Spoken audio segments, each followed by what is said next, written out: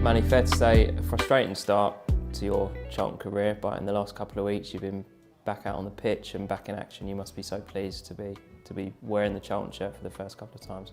Yeah, 100%. I'm happy to be back out with the lads. It's like an honour to be able to chuck the shirt on. So yeah, happy to be out on the pitch, but I'm a bit unfortunate we haven't quite got a win yet since I've been out there. But there's positives to take from both games that I've played in, and obviously for myself personally, it's been more just getting back fit and getting the minutes in my legs, and hopefully I can start to provide more, impetus going forward, assists, maybe the odd goal here and there, and hoping to help the team win games instead of just the draws.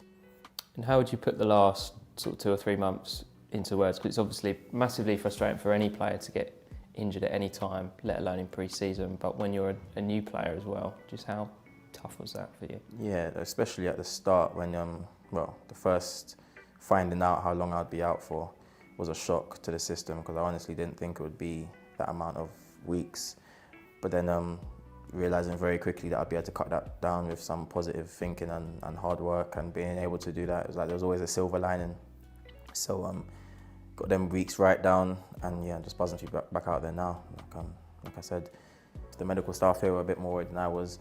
Luckily, they had me in a brace early doors. They had me non-weight bearing early doors. So I think all them little things that we did early on helped aid the speed of recovery, and went down from maybe being 12 to 15 weeks to just being at 8, which was a credit to them, credit to myself as well, and I think to a load of the behind the scenes stuff that I do. With the amount of people that I see outside of here as well, the physios, the osteopaths, chiropractors, masseurs, strength and conditioning people, there's a big team behind the scenes, so thankful to all of them for helping me get back out there ASAP. Were you sort of in a way, obviously you have the disappointment of being injured, but were you sort of relishing that rehab and getting yourself back into peak condition?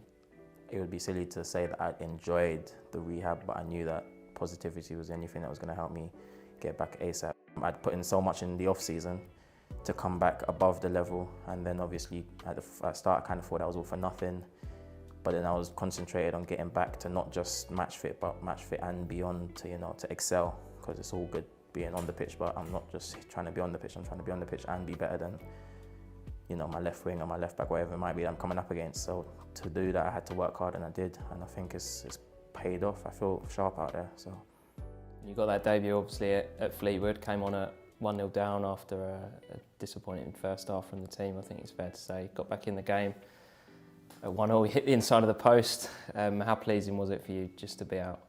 Yeah, I know. I mean, it was seeing the keeper off his line and then going to dink him. Obviously, it's disappointing that I didn't land in, and of course it was a shot, not a cross. But it was, like you said, pleasing just to get back out there.